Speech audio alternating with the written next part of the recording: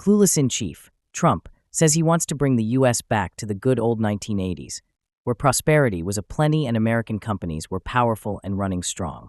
The real solution, reversing Ronald, the cocaine kingpin, Reagan's cutting of the corporate tax, and jacking said tax back up to 94%, as it was during World War II. Why, you may ask?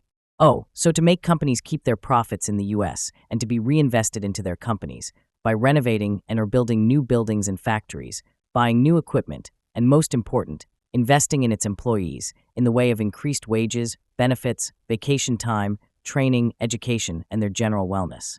But instead, we have White House Press Secretary Caroline Leavitt announcing that Trump will unveil new tariffs. Insert here, fun fact, 95 years ago, the use of tariffs sent the U.S. head first into the 1930s depression, but somehow Trump doesn't think tariffs on auto imports will bring the devastation back to the Oval Office.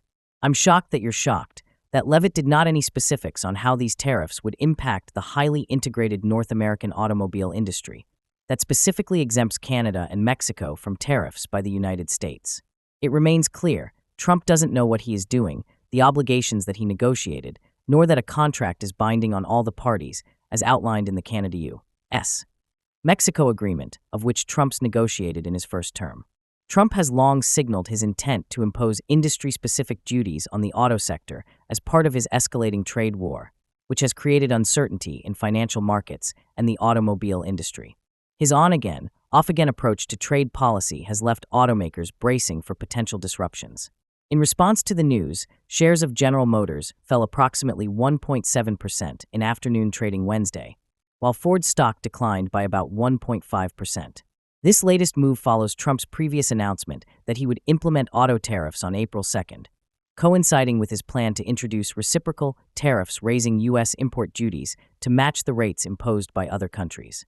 Earlier this month, Trump partially paused broad tariffs on Canada and Mexico after discussions with executives from the big three automakers Stellantis, Ford, and General Motors. However, his remarks on Tuesday that both countries had stepped it up left uncertainty about whether the sweeping tariffs would return next week. The White House has not provided a timeline in response to inquiries. Meanwhile, Trump has already moved forward with a 25% tariff on all steel and aluminum imports, including those from Canada, heightening concerns within the auto industry. Matt Blunt, president of the American Automotive Policy Council, warned that removing duty exemptions for Canada and Mexico while extending tariffs to auto parts containing steel and aluminum would significantly increase costs for automakers, suppliers, and consumers. Trump's trade policies have also sparked debate in the early days of Canada's federal election. Prime Minister Mark Carney emphasized the deep integration of North America's auto industry, noting on social media that auto parts typically cross the Canada-US border 6 times before final assembly. In a trade crisis, that's a vulnerability, he wrote. It's time to build more cars right here at home with an all-in-Canada auto manufacturing network.